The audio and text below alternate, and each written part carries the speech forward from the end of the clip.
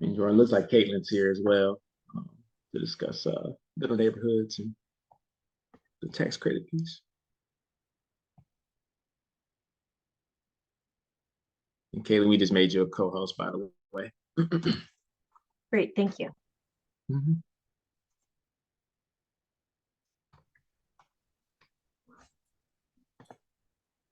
Couple more seconds, Paul, or can go ahead and get started? Yes, sir. We can go ahead and get rolling. All right, welcome everybody. My name is Jordan Carter. I'm be a program manager for the Developer Incentive Program. And we just wanted to host this webinar to notify the public of the updates to the program and answer any questions that you all may have. I will ask if everybody can hold their questions to the end. We'll have space and time for everyone to ask their specific questions so those can get answered. We will have somebody monitoring the chat. So if you do have questions on a specific slide, feel free to type your question in the chat and somebody will try to respond promptly.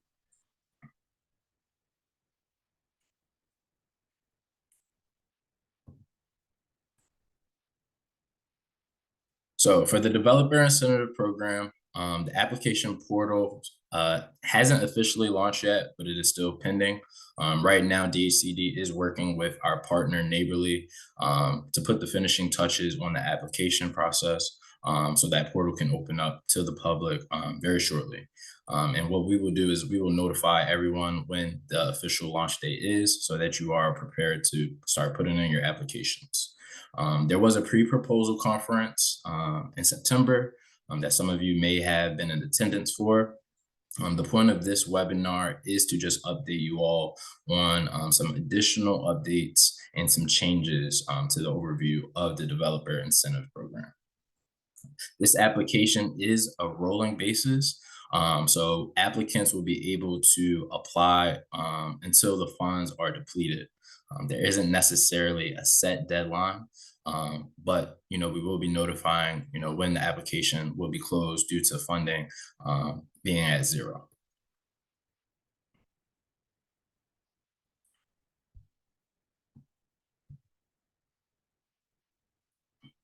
So originally, DHCD established the Developer Incentive Program to provide appraisal gap funding to organizations and developers who are renovating, vacant homes in impact investment areas. So since there has been an update to this program, which the switch is not just appraisal gap funding, but more central to total development costs. And in addition to that, properties that are in middle neighborhoods will also be eligible for this program. So this opens up, more opportunities for developers who want to develop in, different neighborhoods that weren't in the impact investment areas, but are in the middle neighborhoods, and as well as for developers who didn't necessarily need the appraisal gap funding, but just funding in general for their developments.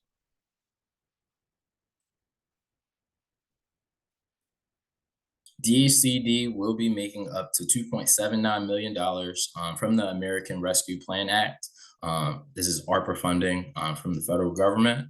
$1 million, 500,000 will be for the impact investment areas, and $1,290,000 will be for the middle neighborhoods.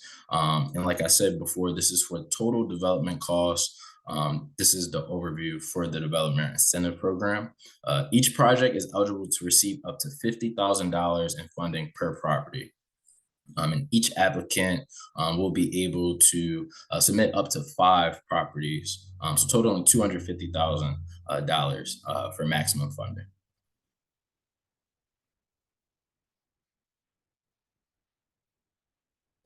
Eligible applicants. Applicants eligible to apply for the Developer Incentive Program includes for-profit developers, nonprofits who have a 501(c), individual primary home buyers seeking funds to renovate these formerly vacant properties in these investment and middle neighborhoods. Like I said, applicants may submit up to 5 proposals per application, which total subsidy does not exceed $250,000. That's 5 properties, $50,000 each. Eligible projects. So the redevelopment of formerly vacant properties with vacant building notice for single family projects for home ownership in the impact investment areas or middle neighborhoods. The key point is affordability. So prospective homeowners, will have to make less than not more than the 80% of the Baltimore City AMI. So, after, the houses are renovated, the buyers will have to be within this threshold.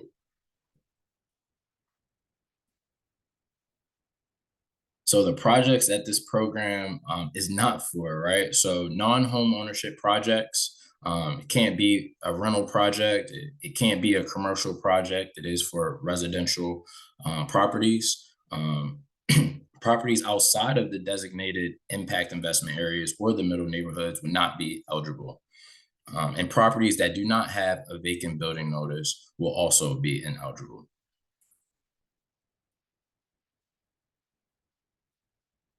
So like I said, affordability restrictions are key for this program. All homes for purchase, funded through this developer incentive program must be for home buyers that do not exceed that 80% AMI. And that AMI is scheduled for HUD.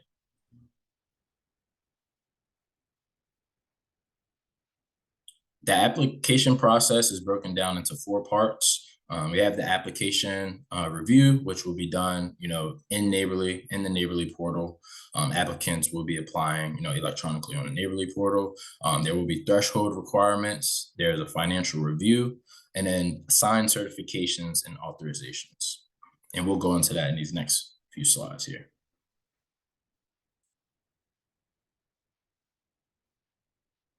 So how to apply? We're working with our partners in Neighborly to produce an easy and efficient, application that can be done, on the internet via electronically. Applicants can apply when their projects are ready with financing and evidence of site control. Applications will be on a rolling basis. There isn't a set deadline, and then also applicants will be required to perform a background check from DHCD.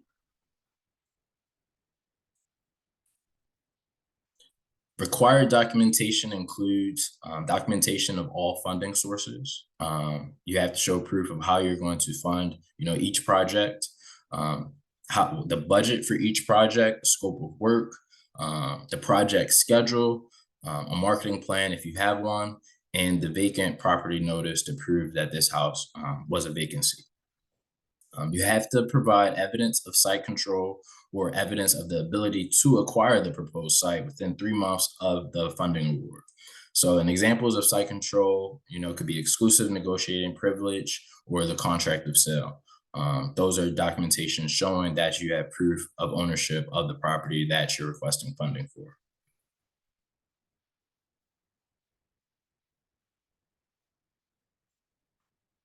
So threshold review. Before awarding, all applications must meet the following requirements: proof of vacant building notice, provide evidence of that site control, of evidence to acquire that proposed site, within 3 months, like I mentioned, evidence of source of funding, home ownership for the households that earn no more than 80% of the AMI, estimated total budget and project description. Please note though, developer fee cannot exceed 12% of total development costs. We do require cash flow pro forma, and applicant does not own additional vacant buildings without permits. That is something that we do look at. You can't have, other vacant properties that did not have permits. No outstanding liens or judgments on any properties that you own, whether it's individual or an organization. And all organizations must be in good standing with the state of Maryland. If you go on the SDAT website, you should be able to look up your business to see if you're in good standing or not. We're requiring all business be in good standing.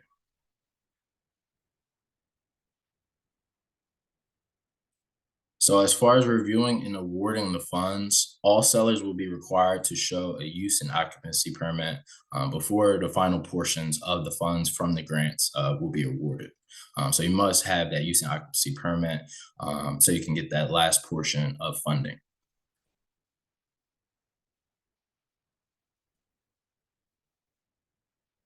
So during the award process, applicants will have to complete and sign the award letter, accepting the developer incentive program funds.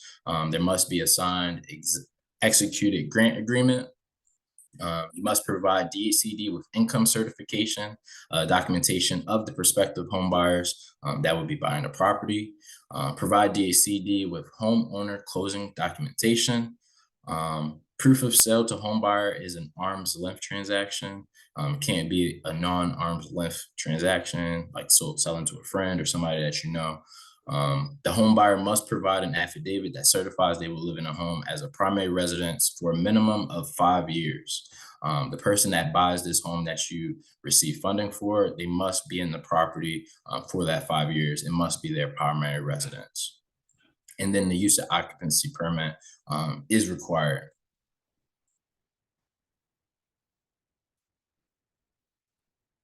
So there will be underwriting when it comes to the grant. The funds will be awarded in the form of a grant. All awardees must sign the BOE approved grant agreement. That isn't a requirement. Once the grant agreement is signed and grant funding conditions are met, the grantee will receive payment. So there is some documentation that needs to be signed and agreed to before actually receiving funds from DHCD.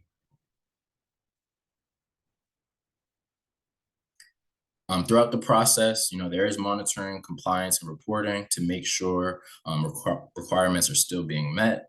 As mentioned before, the home buyers will be required to sign documentation that their intent to occupy the home themselves for that 5 years. The owner occupancy requirement is enforceable through penalty of perjury. So it is very important that the person that is buying the home will be in place for those 5 years, and their intent is to stay there. Seller will be required to show proof of home was sold to households earning no more than 80% of AMI, and then DHCD will review all final home sale prices.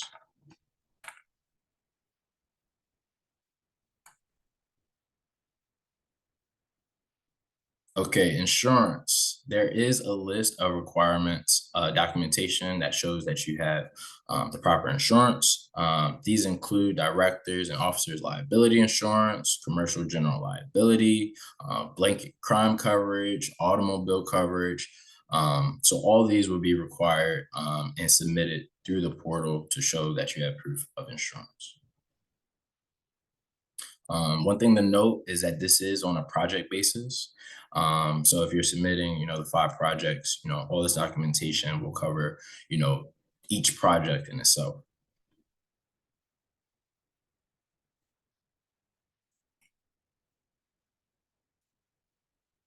Okay, so just some miscellaneous items. Neither City of Baltimore or DHCD is responsible for any cost that is required to possibly for the applicant to actually submit the application. That is the sole responsibility of each applicant. Compliance with law, each applicant is agreeing and complying with federal, state, and city laws and regulations. And then Public Information Act notice. DHCD commits to handling all the information regarding financial assets in strictest confidence. If there is, any specific attention that needs to be identified, the applicant will make note of it.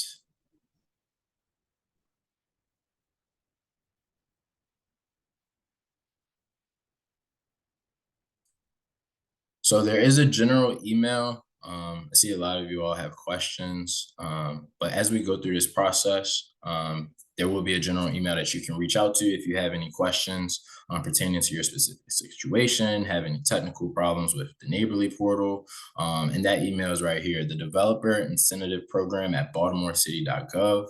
You can shoot them an email and we'll try to get back to all the emails in a promptly response. On the DHCD website, there is, the requirements, the application requirements. It is on the website right now. There's also a link that shows the boundaries for what the investment areas are and what the middle neighborhoods are. So the DHCD website is a good resource for applicants to take a look at even before the official application is launched on the Neighborly portal.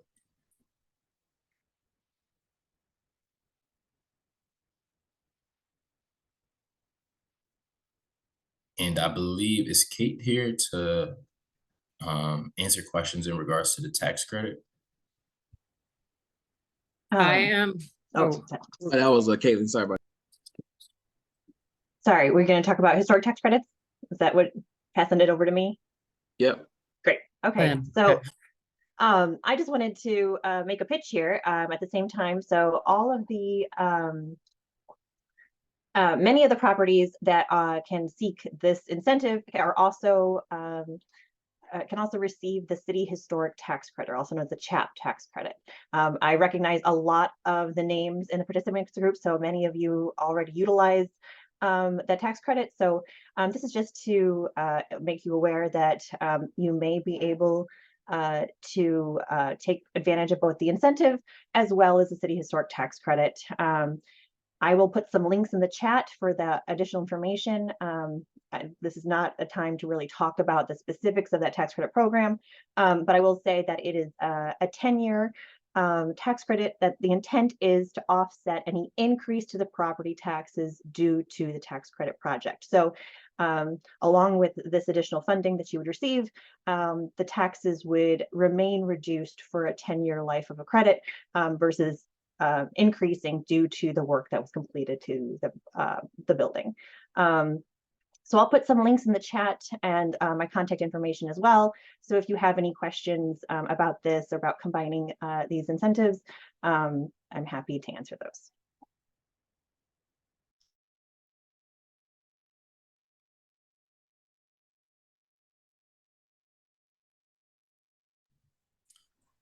Thanks, Caleb.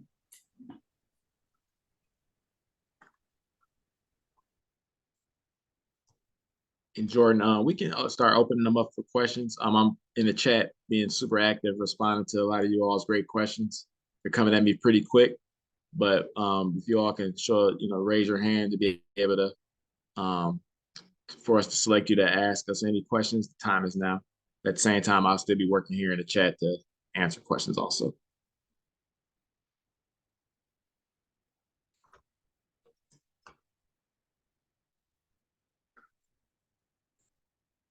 Look like we have one here.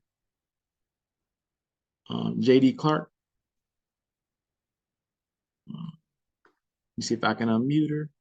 There we go. Oop, oop. There we Thank go. you so much. This is Tisa Clark with JD Clark Professional Services. Just some clarity around how the grant will be funded, because particularly if we're talking about a project that is under development or just obtaining site control, you would not have UNO because there's a whole bunch of permits that come before that, and you would not potentially even have the buyer identified because you haven't begun marketing. So is the plan to have the grant on a draw schedule that you submit what you have, because clearly based upon where the project is, and then a portion of the grant is released, and then it kind of is staggered as you move through the process? Or is the intent you get all of it and then you're on the hook to make sure you provide those additional documents, or would have to pay back the grant? How is that working?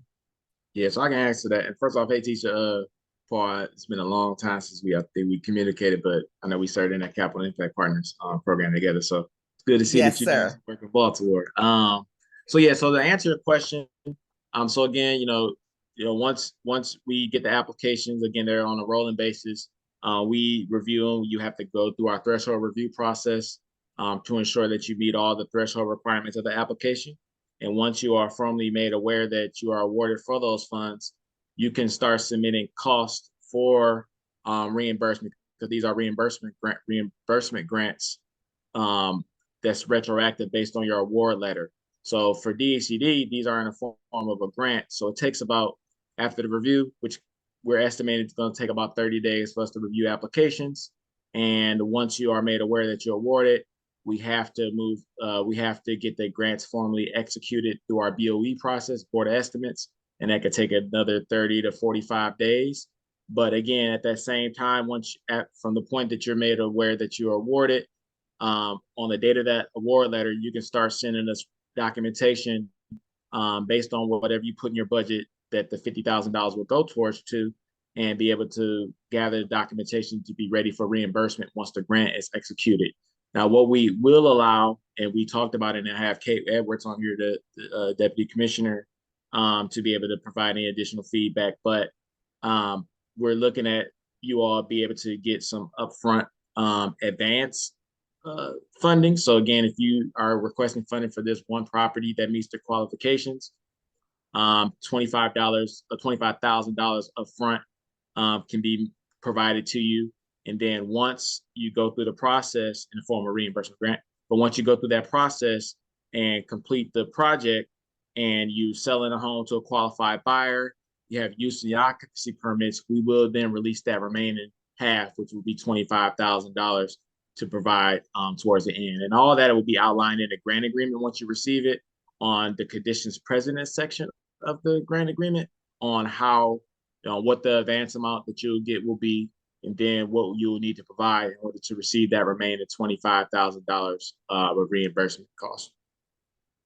Thank you so much. And thank you so much. And to get the vacant building notice, is there a place we can go download that?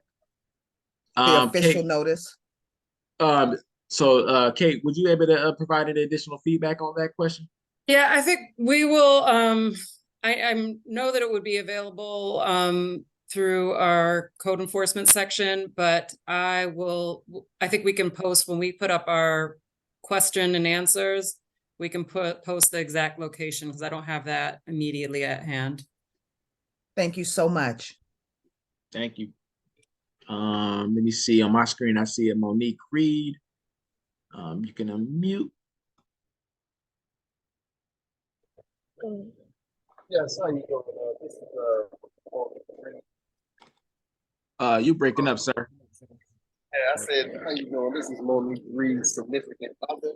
Okay. We're listening and doing this together. So my question was, I had two questions. Sir, you may have to put that in the chat. We have a hard time hearing you. Can you hear me? Can you hear me now? Yeah, so wherever you at, just stay. Okay, does it hear me better right now? Yes, sir. Yep.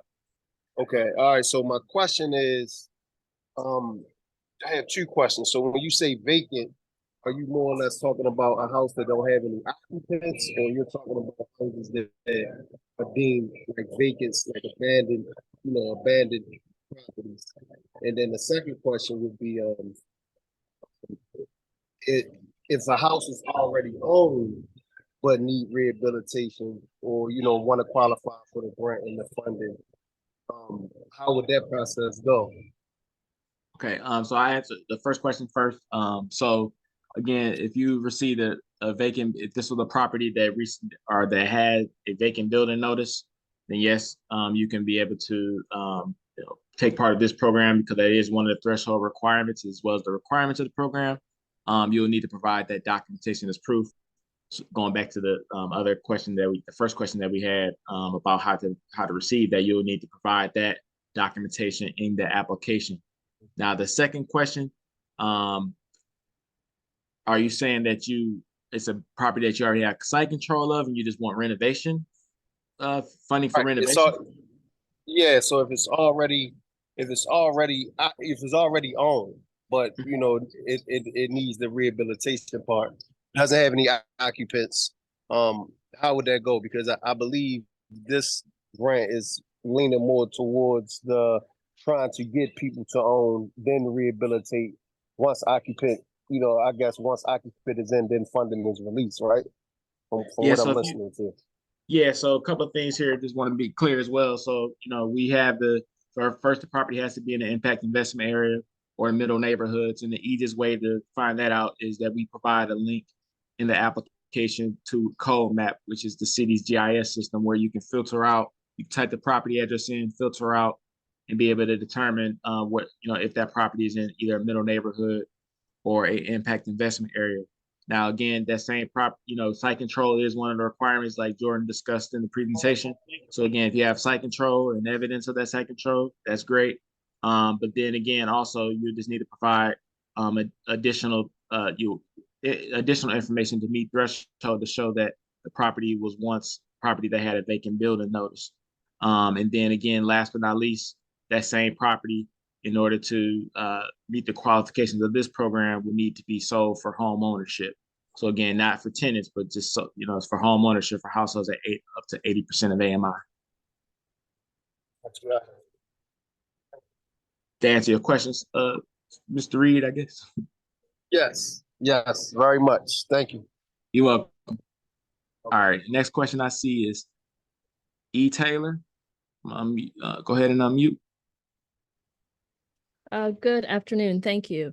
I'm curious about the 5-year requirement for the home buyer or owner. Do they have a separate, does this include some sort of grant for them? I'm just not understanding, if the house is developed and sold, I don't have any control over who buys the house and how long they're going to stay there. So how is that tied into this?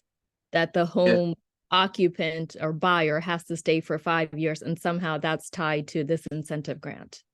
Yeah, so again, we want to make sure that the property is maintained for that affordable home ownership. We want to increase home ownership by renovating and redeveloping these formerly vacant homes into home ownership opportunities, which is one of the biggest sources of wealth for individuals and families. So when you all are getting ready to sell a home that received funding as part of this program, it must be clear to the buyer that is, and you all as developers should be able to clearly mention that to the buyers, that they must have the home as their primary residence for a minimum of 5 years. Now, DHCD, and Jordan and other staff members, they will have the ability to ensure that by making sure that you all are in compliance with the program. Now, we haven't discussed any other type of potential clawbacks or issue, things that will occur if we find out you're deemed not in compliance with the program. But there may be other restrictions that we may eventually look into, such as like maybe like something related to the deed or a covenant or something. But to be able to ensure that that a buyer can't just buy the house and within a year just sell it to whoever at whatever price. We want to make sure that this program is intended for those for affordable housing, for those of more of a middle income, and be able to maintain that for a period of at least 5 years. That answers that question, Ms. Taylor?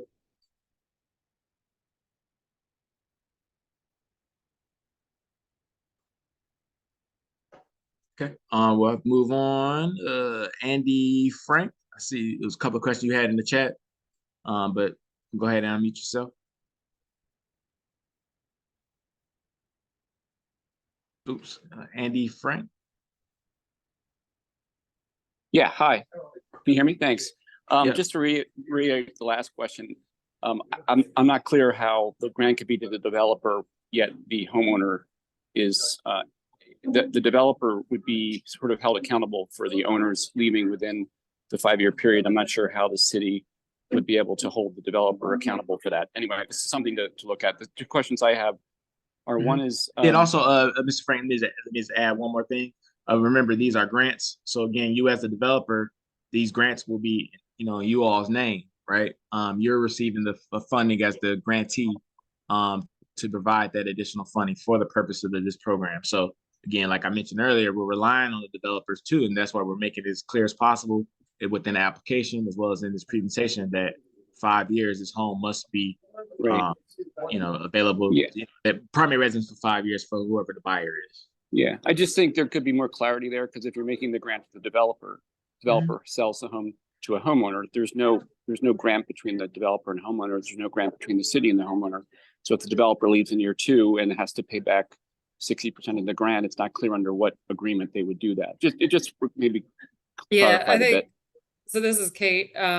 I understand the point, and I think we'll have to look at that. We do have them sign an affidavit saying that they plan to live there as their primary residence, but you're right, there is not a grant directly to the home buyer, so we need to look into that piece, into how that would be enforced. So thank you. Thanks, Kate. So 2 questions. One is, You said that the developer can't own vacant property without a permit. I wasn't clear what that meant, without a permit. And secondly, you talked about expanding the use of the funds beyond the appraisal gap. And I think you said maybe for just general development. If you could just kind of elaborate on that, what does that mean? I understand the need for, go ahead, sorry. I wanted to jump in on the first one about the permits, because I wanted to clarify that a little bit, because it should match our, when we sell property for the city, you cannot own vacant building inventory for less than 2 years that doesn't have a recent or open active permit. So you can't have a bunch of buildings that you've had in your inventory for 3 years and you haven't pulled any permits on it. Got it. Thank you. So it's a timeline thing. Thank you. Mhm. And the last question was just the use of funds for appraisal gaps. And then I think when you started off, you said there was potential expanding that use beyond appraisal gap. You just elaborate on that. Appreciate your help. Thanks. Bye. Yeah, I think when we initially rolled this out, we had the language about the appraisal gaps. After reviewing it with the 80% AMI restriction, that is going to put some restriction on the sales price, because it can only be for individuals. And it has to be affordable for people at 80% AMI. So we decided that we didn't need to necessarily get the appraisal up front. If your sales price is going to be below what it would have been appraised at anyways, because of the 80% AMI restriction. Does that clarify it at all? Or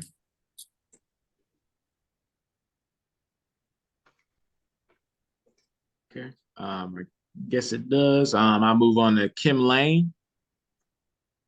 Hi, so my question is about the property can't have any liens against it. So, and this is for us as a nonprofit, Pigtown Main Street, to go and approach owners of some of our vacants and to bring in some investors to work on those vacants. So if you have a VPN, most vacants with a VPN, or many, especially ones that you want to move on in a neighborhood, also have the failure to abate the vacant, which then, right, is a citation, lien. So we really can't move those vacants with this program, right? And also the vacant, basically we're going to have to convince the folks who own the vacants to either sell them or partner with a developer to utilize this. I'm trying to think of how to utilize the program to move the vacant housing that's not, associated with a nonprofit, especially now. I think that it's supposed to be open federal or state liens. I think if there's municipal liens, then of course we could work with you. We have different programs for facilitating the sale of properties between an individual that has municipal liens on it. So I think what we were trying to get at was the federal and state liens. That would also mean that they didn't file a permit on the property. So, okay, I guess maybe, I don't know. I'm trying to figure out how do you use this to move vacants into home ownership in neighborhoods who've been, who are those vacants that have been sitting for 3 years. But what do you mean by that means they would have had to file a permit? I didn't Well, they would understand. have registered. What I mean is they would have had to file their vacancy, right? And so, yeah, I guess not permit, but if they don't abate that VPN, then they haven't filed a permit. They don't abate the VPN. They Right, haven't. because when you abate a VPN, you're working to occupy the house, so you file. Right, but you don't abate the VPN. VPN is not abated until you get a use and occupancy permit. You get plenty of permits prior to the use and occupancy permit. Right, but Kate, you have to do the work on the house to get the occupancy, which requires permits. Yes. So either way, I'm just saying that they're not going to meet a couple of those thresholds, right? I don't understand, because you are allowed to have permits on the property. We never said you can't have permits on the property. You said if they don't have permits on the property. It's if you have other vacant buildings in your inventory, aside from the one you're applying for, that you've had for less than if you have any that are older than 2 years, then you're not going to be eligible. If you have properties that are less than 2 years without recent or without active permits, that's when you're not able to. So it's like, say you own 10 properties and 3 of them you've had for more than 2 years. And they don't. If they've had a VPN for more than 2 years or a vacancy notice, right?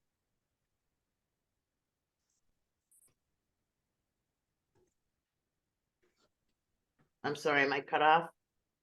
No, you heard Kate may have cut off. What I'm So- trying to Them say for is, less than 2 years and you have permits on them, then you're okay.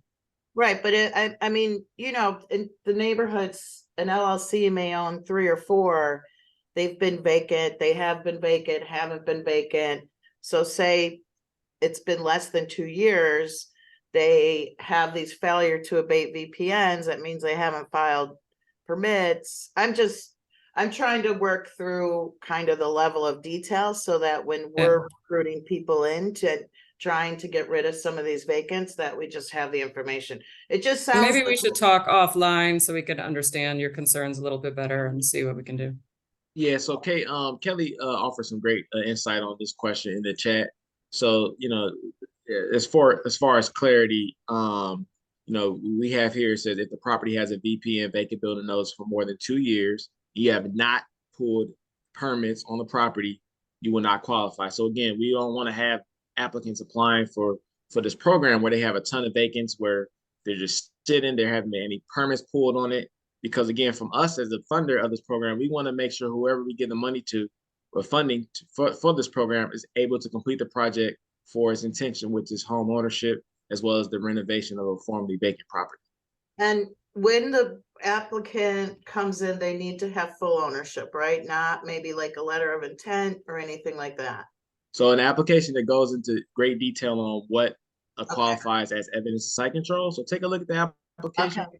All right. And it breaks it down, all the requirements for that. But it's not just ownership. There are other possibilities, as Paul is saying, but it's you can read it in the application. Raymond.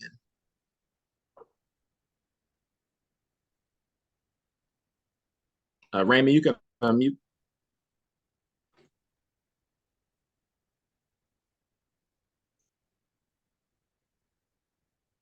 Raymond, are you there? Yes, I am. Can you hear me? Yes, sir. Okay. My question is I have two different questions. One is what happens if the previous owner did not vacate the property?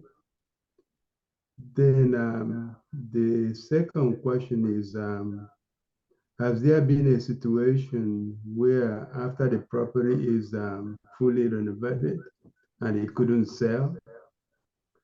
Then the last thing that I want to ask is, can the transcript of this discussion be made available to all the attendees? Thank you. Yes. Sorry about that. As far as my ear and screen, I'm just trying to hear the questions fully. So, to answer question one, if there's someone in the property where that you own or anticipating on, and they're unable to get out the property, again, that's something that you'll have to figure out. You know, I mean, you need to have. I mean, if you have the ownership, again, you have that ability to do whatever you need to do legally to get that person out the house, to be able to complete whatever renovations is required for the home. And as far as the addition, the second. Paul, one thing about that, I mean, if somebody's occupying the home, then it shouldn't have a vacant building notice on it. Right. So it wouldn't be eligible if it doesn't have a vacant building notice. If it's occupied and it doesn't have a VBN, it's not eligible for this program. Thank you. Yep. And then question two, as far as your information about selling the property, We haven't discussed it internally. And by the way, thanks, Kate. We haven't talked about it internally yet, but we are willing to be able to, to have the developers work with our home ownership team to be able to sort of advertise some of the properties that they receive funding for that they'd like to sell. But again, we're requiring on you all as the developers to, find those buyers, qualify those buyers income wise to ensure that they meet the qualifications on the AMI levels for the program. Thank you. Next. Lastly. Huh? Lastly was, can the transcript of this discussion be made available to the attendees of this, discussion? Yeah, the webinar will be on DHCD's website. So as Jordan mentioned earlier on in the presentation, we had an original pre-proposal conference for this program that's on the website, DHCD's website now. So just like that, for that previous webinar, this will be on there as well. And then our application on Neighborly, we in that first presentation, we went over how you apply for the program using that application portal, which is called Neighborly as well. So if you have any questions on that, you can go back to that webinar to get those details. Thank you very much. You're welcome. You're welcome. Carrie, unmute yourself.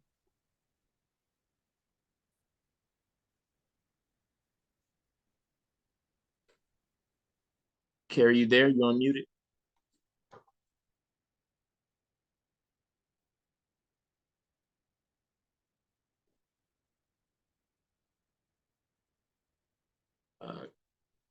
Carrie, you gonna unmute yourself.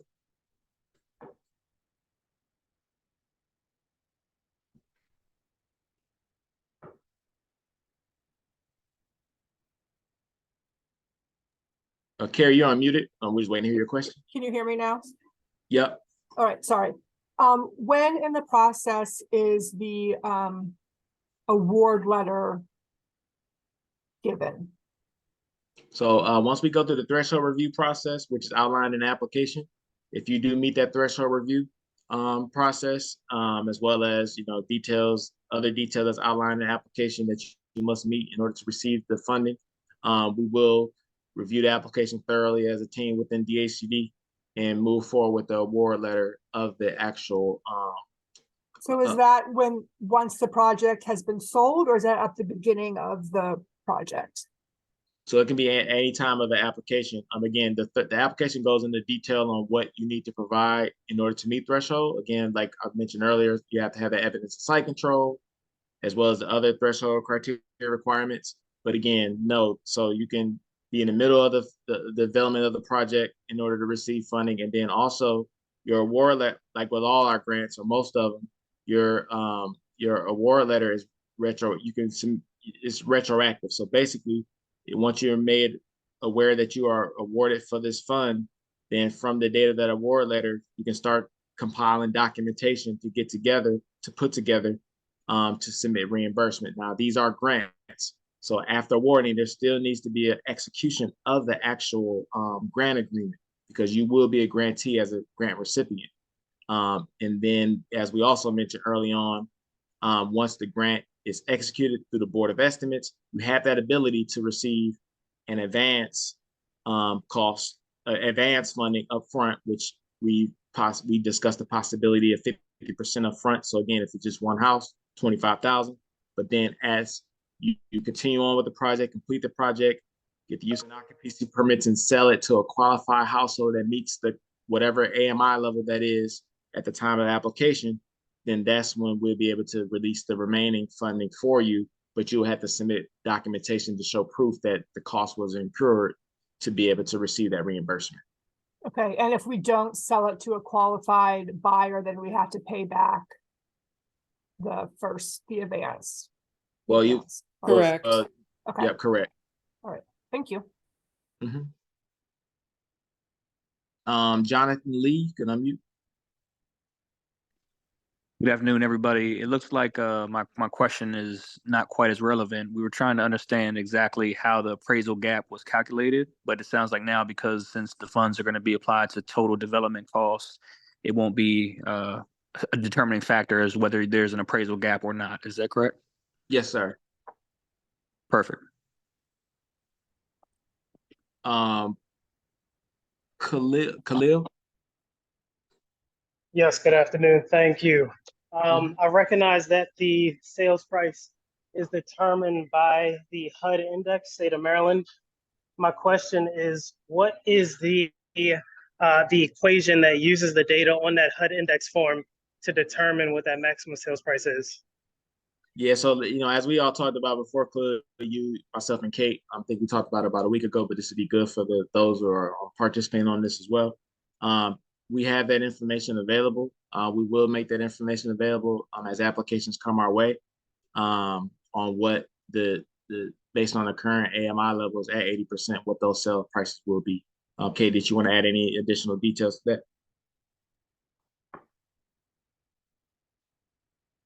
that? No, I don't think, I mean, it's basically going to be, yeah, I think it's going to vary based on what the AMI is at the time that the application comes in, but we can provide that information. But it's making sure that it's 30% of the income, whatever the AMI level is. So I think that's something that we need to get into on an individual basis for the grants. Yep. Thank you. We still got about 13 minutes. So if you all have any other questions, feel free to raise your hand. We're doing an effort to be able to respond to questions in the chat as well. Thanks, Kelly. As well, I see that you've been helping us out with questions also. Natalie, I'm about to unmute you. Good afternoon, all. I apologize. I was about 10 minutes late. So if you have already answered that, again, I apologize. But I wanted to know, is the definition of affordable, I guess, outlined in the application? Because I keep hearing that it needs to be like a affordable housing for home ownership. So is that outlined somewhere? Yeah, so that's what the 80% of AMI. That's when we're talking about home affordable. We're basing it solely on that 80. We're basing on that up to 80% of area median income. And then in the application, there is a link where applicants can be able to click on to see what the income levels are for 80% of AMI. So again, we're focusing it on 80% of AMI. That's a rule that is coming from the ARPA office. That's why we have to have it set at that, up to that.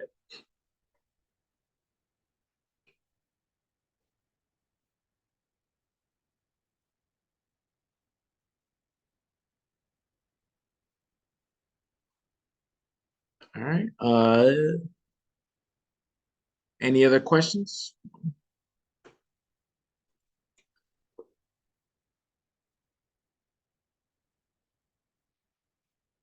Kim, unmute you. Yeah, real quick. So since these buyers will probably need some incentives and things like that, I'm just asked for, again, so we can help to market this in Pigtown. Is HCD working with the housing counseling agencies and such, or, I mean, you're just expecting that to kind of go through the regular process, right? The reason is that buying for someone who meets the AMI can be a longer process. So I just want to be clear that the developers reimburse for their costs, not reimbursed after the house is sold, right? Yes, reimbursed for their costs. And as far as we haven't had any conversation, at least that I know of, with homeownership on any other additional down payment assistance funds that they can be provided. And we have Kay here to be explain that. But one thing I will add, as a former housing counselor myself, you can always look at, have buyers receive housing counseling through, state of Maryland provides some great resources where they can go and see what agencies provide free housing counseling, and then also be able to explore other down payment assistance programs that these homeowners may qualify for. But as far as DHCD, I'm not aware at this current moment that we will be internally providing the down payment assistance grants in addition to the funding for this program for the developers.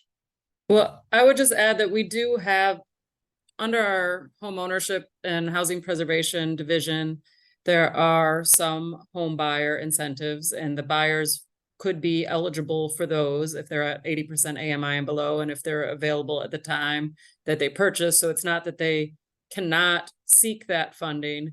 It's not guaranteed, but we would be working with our Office of Home Ownership to make sure that we're also making them aware of these, that these properties are being marketed and stuff like that. So we'll work with them to try and identify eligible buyers, but that's internally. So as far as working with other housing counseling, we haven't made that connection yet, but I think it's a good suggestion and we can look into that.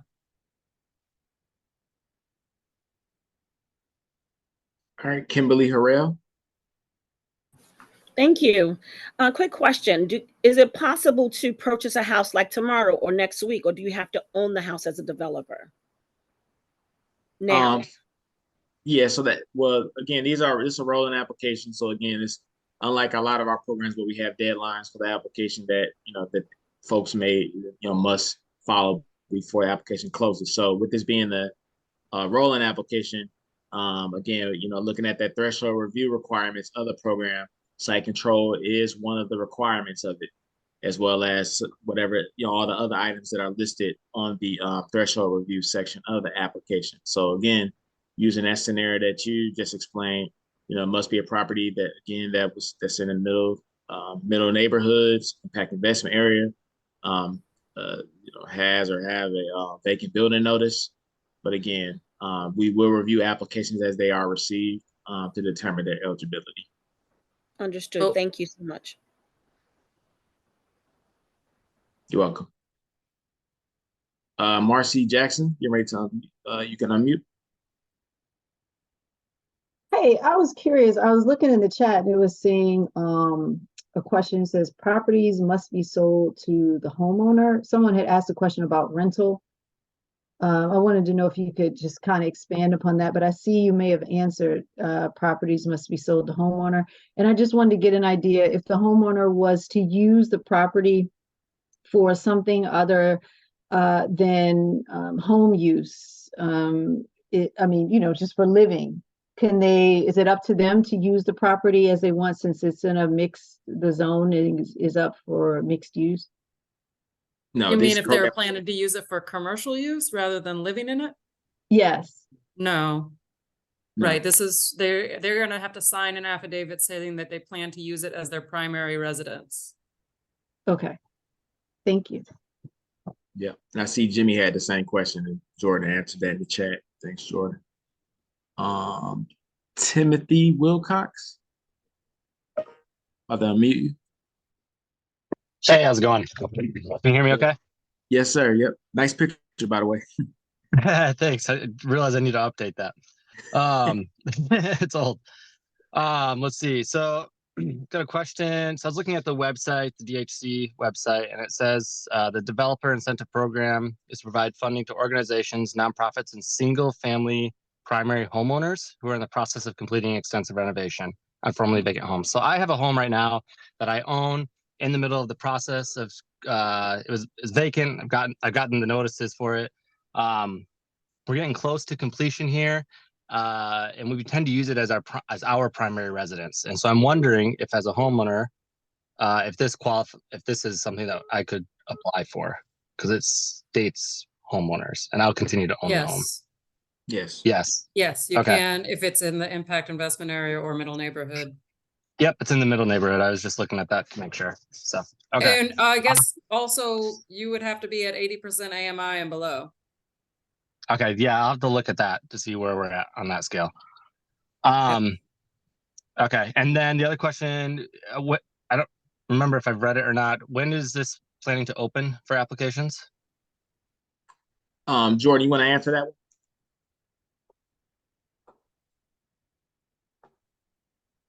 Yes, there isn't a hard launch, but we're working with a partner, Neighborly. We're wrapping up the finished pieces, so DHCD will be notifying the public once there is an official launch date.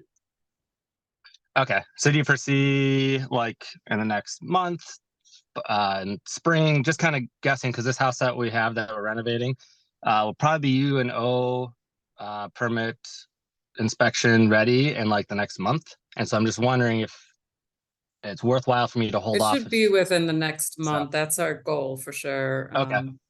Not spring. Okay. Yep. All right. Thank you. That's it. All right, thank you.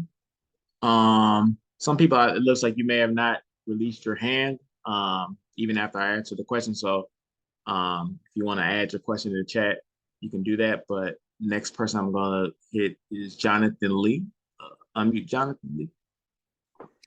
Hey, this is Jonathan Lee again. I was wondering if you could please go through just an example AMI calculation to make sure that we're using the information that's been provided in the chat appropriately. Just a couple people are trying to figure out what the max sales price would be, you know, in a typical or in a standard Baltimore market. Yeah, so we can provide that information to you all. We may even post it on the webpage, and then also discuss it as applicants are sending those applications to us, because again, these are going to be on a rolling application basis. So that does give individual developers the opportunity to discuss with us one-on-one if their planned property meets the required the sales price that we that they cannot exceed as part of this program. So.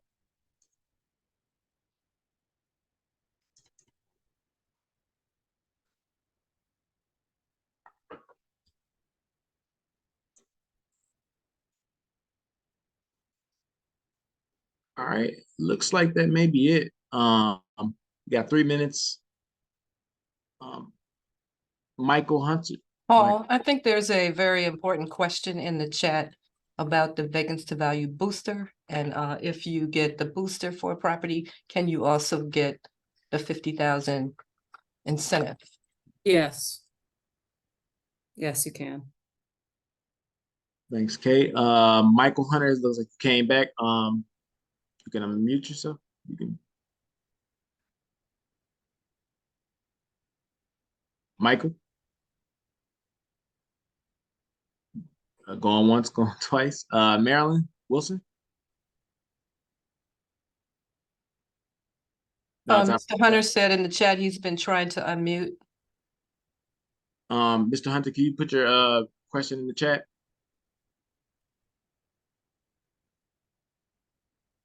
If not, you can send your questions over to the Developer Incentive Program email, which is on the screen right here, and we'll make sure that you get a prompt response.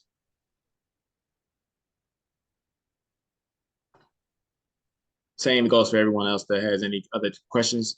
The email right here is on the screen where you can answer any of those questions. We don't have any information about the Project Core awards. That's through the state.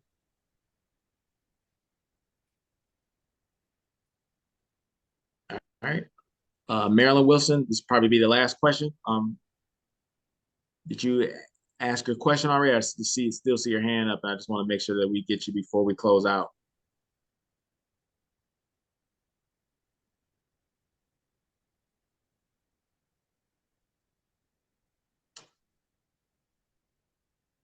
All right. Well, you know, I see one more last chat in here. As a primary use home, can I use as a business opportunity too? No.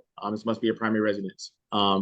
So with that, if you have any other questions outside of after this, please feel free to send this your questions to the Developer Incentive Program email at baltimorecity.gov. We will have this webinar available online on our webpage for this program, where you can be able to go back to this application. As far as the application deadline, like George mentioned, one second, Tim. You know, be on the lookout for the announcement that the application portal is open. So once our partners Neighborly completes the application, we will be able to, you know, allow you all to start applying, and then we will review complete applications as they are received. Tammy, floor is yours. I just want to make sure we're putting the right. Could you revisit that question about primary use home and a business opportunity? Because I think the person is saying, what if it's my home and I have a home-based business? I mean, as long as the home is your primary residence, you're 80% of AMI buyer. Yeah, And your zoning allows the home-based business? Just wanted to clarify that instead of such a hard no, because I think it would be allowed, right, Kate? If it's allowed under, yeah, under their zoning category, and they're still using it as their primary residence. Okay, thank you.